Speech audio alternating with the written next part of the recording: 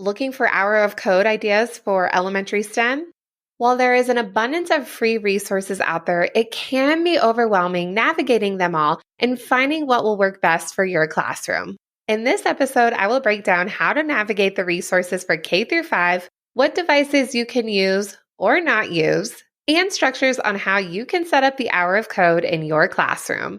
Welcome to the Elementary STEM Coach Podcast, a show that'll help you with lesson ideas, systems, and actionable tips to apply to your classroom. I am your host, Naomi Meredith, a former classroom teacher turned current STEM teacher and coach. With over a decade of experience teaching and a master's degree in STEM leadership, I am here to coach you throughout the year to help you gain back more time to create innovative experiences for your students. Grab your earbuds and let's get started. Before we jump right into this episode, I have created a freebie for you to help capture all the learning that you're going to have throughout this episode and all of the resources and how to get that all organized for K through 5 STEM.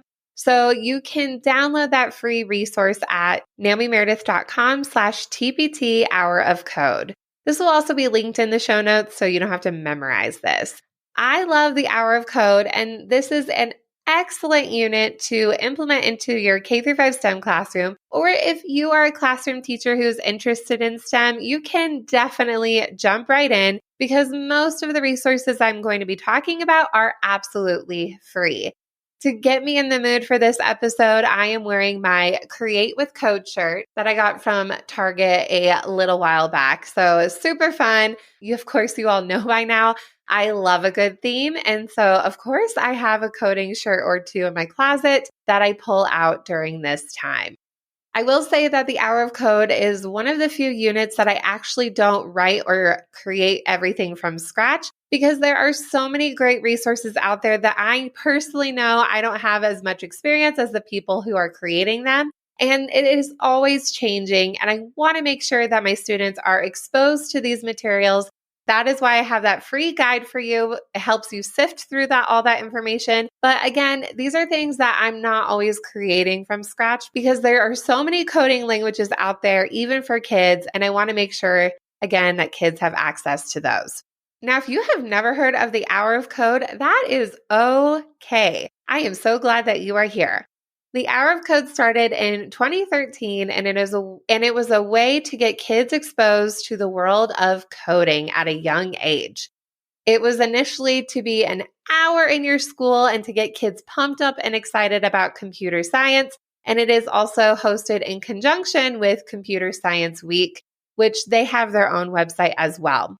The official Computer Science Week for 2022 is December 5th through 11th. And the Hour of Code is usually hosted around this time, but you can do coding at any time of the year, so don't feel like you have to do it during this week. The first time that I was exposed to the Hour of Code was in 2013, my first year teaching third grade as a classroom teacher. And I remember it was just so amazing seeing my students code the Angry Birds to get the little piggies. I had never seen anything like this. And this was my first real exposure as a teacher to see children coding. In hindsight, this could have been one of the many sparks that I had to get me into K through 5 STEM now. But at the time, I thought it was so amazing, and I still think that it's amazing, to see kids being able to write a language using blocks to control what is happening on the screen. This was way more problem solving than just clicking arrows and playing a video game passively. The students were collaborating and problem solving, and I loved the excitement that they had when they completed each of these challenges. If you haven't done the Hour of Code either, you're going to see the same excitement in your students. And it is just so much fun because there are so many different options out there where students can explore, again, a lot of different coding languages that work best for their grade level. At the time for my students, they had the Hour of Code as an actual hour where we went into our computer lab and they got to play around with the different coding languages that were available at the time. So you could still do this as a school-wide promotion. You could do this as a week-long STEM unit. You could start it in your STEM classroom and then keep promoting it within the classrooms or at home. There are so many different possibilities. So don't feel like you have to limit yourself to 1 hour or one unit. There are just so many different ways that you can do coding and the hour of code throughout the year.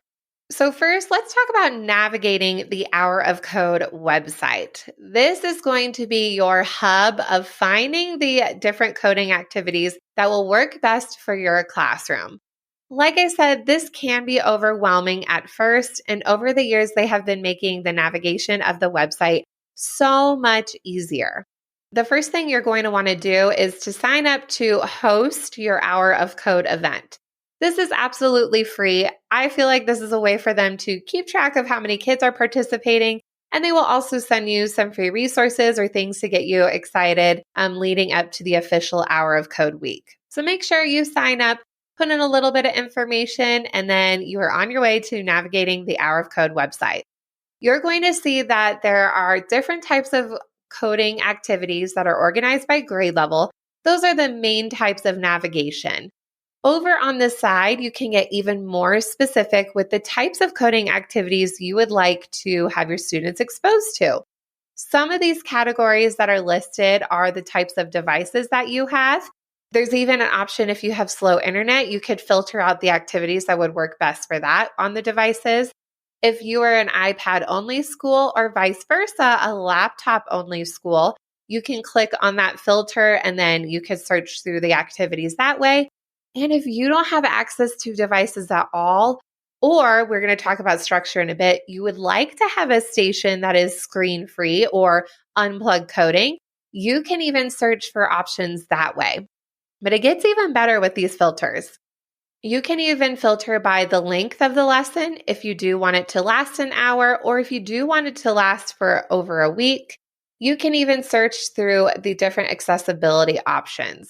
Play around with those filters. Like I said, it can be overwhelming at first, and I actually don't have students jump right into the Hour of Code website. They can get lost pretty easily. As a teacher, you want to pick through, play around the things that you think will work best developmentally, and then you can make a simple one-page choice board. I like to make mine in Google Slides that are view only, and then there's clickable links for the students. Or you could just send the links along to students in whatever LMS system that you like to use, or even create QR codes that the kids can scan. Definitely try to play around with the devices that you have, see what is going to work and not work, and then you can go from there. I like to share the website, the Hour of Code website, with students after we completed the unit so they can play around and explore at home. But I always want them to jump right in and get to the task at hand. So that's why creating those very specific links for students is really, really helpful. So then they don't have that decision fatigue. And then you know that those specific links are going to use on the devices, or if you're not doing devices, the materials that you have students to use. At the very top of the Hour of Code website, there's also a promote tab, and play around with that. There are some posters that you can print that have some diverse and even some famous people on there. My fiance's favorite is the Shakira poster. He loves Shakira. So he likes that Hour of Code poster on there. But there's some really cool posters, handouts that you could send or print and send home with families or teachers. There's some email templates. There's even a sticker template that you can print out, and students can proudly wear the sticker saying that they participated in the Hour of Code.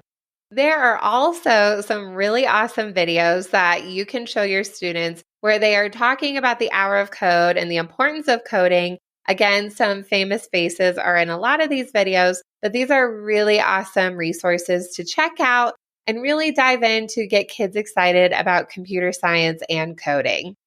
I mentioned this a little bit ago, but you have the option when you're doing any type of coding with kids. You can have device-based coding, which is what most of us are accustomed to when students are coding on the computer, or you can do coding unplugged. Both have a lot of value, and even if your students have experience with computer coding, having the ability to code unplugged and being able to problem solve in that way can be very, very valuable. In fact, you are really working on that computational thinking and having students be able to really think through those problems. And they might not always have that instant gratification from what is on the screen, but it's going to help them slow down and really think through, is the information that they are moving or writing down, if it is correct. You can even pair unplugged coding with device-based coding and have students write down some of the things that they're hoping to do in the program, and then they can apply it to their learning. Here are some of my favorite coding unplugged activities that can work for a variety of grade levels. One really fun one is to do binary beads, and I'm pretty sure Hour of Code has a lesson related to this, but you teach students about binary code, the language that computers use to talk with the zeros and the ones, and then there is a binary code alphabet. Students can have little pony beads and different colored beads to represent the different codes in the binary code chart, and then spell their name or a word that resonates with them. This is a really great one, and then students have a physical takeaway from the actual project. Getting overwhelmed with researching, planning, and teaching meaningful K-5 STEM lessons? It can be a lot of work, and I completely understand. When I walked into my brand new role at a brand new classroom with zero curriculum, over the years, I've been developing a K-5 STEM year-long plan that is rooted in standards, the engineering design process, and station rotations. In fact, don't just take it from me. Here's what other teachers are saying about these plans. Anne says, "This was a very helpful resource for me as a new STEM teacher. I appreciate that it had activities for all grade levels. My students loved all of these lessons." Tara says, "This resource is amazing. I love that these are challenges that have been tried in the classroom. One of the best things that I purchased. There are over 50 lessons already included in the bundle, and it's growing. Everything new that is added, lessons, and updates, you will always get for free when you purchase today. As a bonus, I included a free digital teacher plan book that is made specifically for K-5 STEM teachers who have a lot of classes and plans to manage every day. It's easy to edit and gives you enough blocks to write in, unlike most paper planners out there. Being a podcast listener, I am giving you an exclusive $30 off code for the entire K-5 STEM bundle. You can grab the bundle at naomimeredith.com/K5STEM and put in the code PODCASTK5 at checkout. Another fun one that I did actually, again, when I was teaching third grade this is all coming back to me now, at a computer science training, is we did cup coding. With this activity, there are different pictures of combinations of cups that are stacked in a lot of different combinations. And the goal of this is you have a programmer and then you have the robot. So the goal of the programmer is to write the code out using the language of this cup coding program. So up means to hold up the cup 1 cup length. To a turn would be flipping the cup over at 90 degrees. A down would be putting the cup down at a cup length, and so on. There's a whole cup coding language for this activity. As the programmer, you are writing the code that will match the picture of what the robot needs to complete. Then the robot has to read your code with the arrows and the turns, and hopefully they are able to complete the picture without seeing the picture and only reading the code.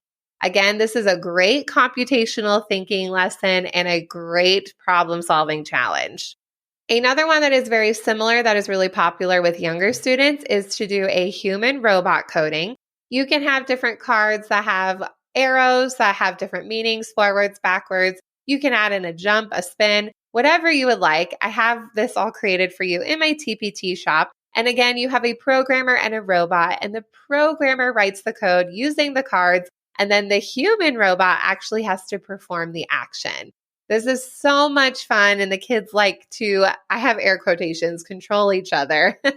But it really does get their body moving, and it does help those younger students with that directional coding and understanding left and right, forwards and backwards, which they can apply to a lot of the computer-based programs or even when you do robotic coding. Another coding unplugged option that I like to do is having a paper grid or even digital grid. And there are different markers in the grid that students need to collect using a code. They can write down the code again using arrows, or you could have your own coding language written out, like block-based coding. Block-based coding is when you see the blocks with the words written inside, and then you drag the blocks over. Usually you read it from the top to the bottom, and the robot or the program will read it from top to bottom with those different blocks. So this is like the in-between of more complicated typing programs. Anyway, with this coding unplugged option, students can write the code using arrows, or they can write using your own language of block-based coding to collect the different tasks on the paper. Again, I have a lesson created for this already. It's all about donuts, and there's a lot of fun different challenges within this that are all completely device-free, and you can have students complete together. There's even a fun one where students have to complete it like Battleship. So that is a goodie but an oldie, and it's fun. It's all donut themed. When thinking about adding in other devices to your hour of code time, a fun tool that you might have in your classroom or you can invest in are Makey Makeys. And these are really cool because they connect to the very popular program Scratch. And students, you can explore conductive and not conductive materials. Basically, how the Makey Makey works is you have different clamps with wired connections that go into this hub, and the hub is connected to the computer. On the computer, you have the coding program Scratch open, and then you play around with the Makey Makey options. And then you can connect the clamps that are connected to that hub to different things that are conductive. And when those conductive things are touched, then it will trigger the code that is written for that actual connection. It sounds like a lot, but very simple when you see it in real life. Trust me. I saw something like this very similar in real life. The STEM teacher and me got really excited. One year I went to Meow Wolf in New Mexico, and they have a part of the exhibit where it's this big dinosaur looking thing, mammoth thing with the ribs showing. And when you touch the ribs, then it makes a sound. Well, in my mind, I knew exactly what was happening when it came to the coding and the connections because of a Makey Makey. It's like the raw version of it. So Hour of Code is a great time to implement those physical materials as well. Another thing that is really fun to teach students during the Hour of Code is also the difference between hardware and software, especially to those younger students. Older students will benefit, but younger students really like to understand the difference between the two because there is a difference. With my younger students, I have created a paper tablet where they get to color and add in the different apps, the software. And then when they open up the tablet, there's the different pieces of hardware. Very, very basic version. And I knew that they would love it, but they were literally obsessed having their own paper tablet and just wanted to play with them. Definitely recommend a lesson like that, talking about the computer, hardware, and software, because that's also valuable when it comes to coding and understanding how our computers work in our world. When it comes to structuring your time, I mentioned some different options of how you can get your school involved or even classroom teachers, or you might even be the classroom teacher who's getting involved. When I first did Hour of Code, I had students 3 days a week. So I did station rotations and had a lot of the different options when it came to coding unplugged and different websites that were appropriate for their grade level that I navigated from the Hour of Code website. Now I have students for 5 days. So again, I still like to implement those coding unplugged choices, but I also have the option where students are exploring different coding languages and they can try those out. I like to give them a variety, whether it is block-based coding or it is coding by typing or coding with the arrows. I like to give them that choice and see what languages that they are really connecting with. I also like to start off my lessons, whether it's the station rotations or it is with the whole group instruction, with different videos that are related to coding, which I'm going to talk about in a second, because it's good for students to hear the explanation where I'm not the ultimate expert when it comes to coding. I am a great facilitator when it comes to elementary STEM coding, but by no means am I an expert on this. I realize that not all students are going to be computer programmers, but you never know who's going to be. So I always want to expose kids to a lot of different things in general when it comes to my STEM class. So this is a really great time to do that. For me personally, I do robotics as a whole separate unit. I don't really do a whole lot of robotics during my Hour of Code unit because I want to dive in deeper when it comes to robotics. So for me, I like to start with Hour of Code. I do typically teach this around December or January. And then my unit immediately after is my separate robotics unit. That way students have a background when it comes to different coding languages, and then they can really play around with those languages when it comes to the robots that we're using and see the output of what the robot's task is going to be. That is a personal preference, but what has worked well in my STEM classroom, definitely up to you. I know people also like to implement robots in their hour of code, so do what works best for you and the time that you have with kids. Like I said, this hour of code unit, I don't create a whole lot for it because there are so many great things out there. And this even includes a ton of video resources that I love to show my students when it comes to computer science and coding. Brain Pop and Brain Pop Junior have a lot of great videos, and they have added a lot more over the years when it comes to learning about computational thinking, different ways to code such as looping, or even parts of a computer and coding in general. Definitely check those out. And in the free guide, I even break up which videos I like to use with each grade level, so you're not always repeating the same ones.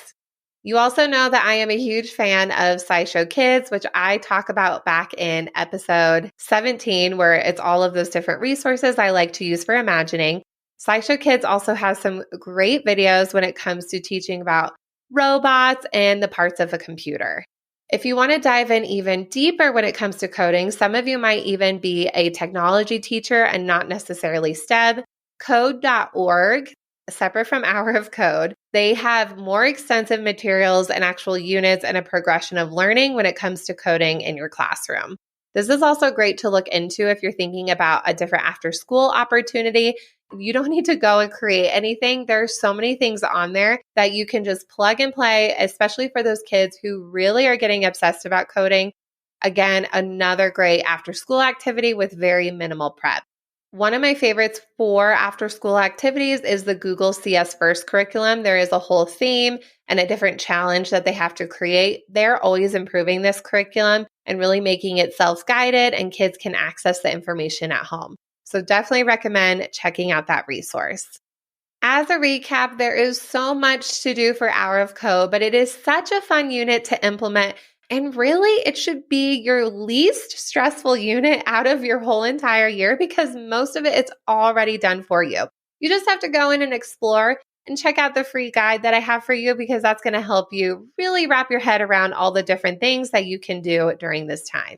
We first talked about navigating that Hour of Code resource, so definitely play around with those filters that can help you with your experience. Then we talked about how you can have a mixture of device-based coding and coding unplugged or unplugged coding. Then also think about structuring your time if you want to do station rotations, a whole group exploring, or a mixture of both. And then really utilize those extra resources out there, especially when it comes to videos where you can see coding that is relevant in their real lives. Again, make sure to check out the Hour of Code freebie that I have created for you to help you organize your time with your students. This will be linked in the show notes, and you can also grab it at naomimeredith.com/TPT Hour of Code. Thank you so much for listening to today's episode of the Elementary STEM Coach Podcast. I would love to connect with you over on Instagram at @NaomiMeredith_ or send me an email to elementarystemcoachpodcast@gmail.com. Also, make sure to check out my website, naomimeredith.com, to see all the show notes from today's episode and shop my K-5 STEM resources. Any questions you have, needs for resources, or ideas for episodes, get in touch. I'll talk to you soon.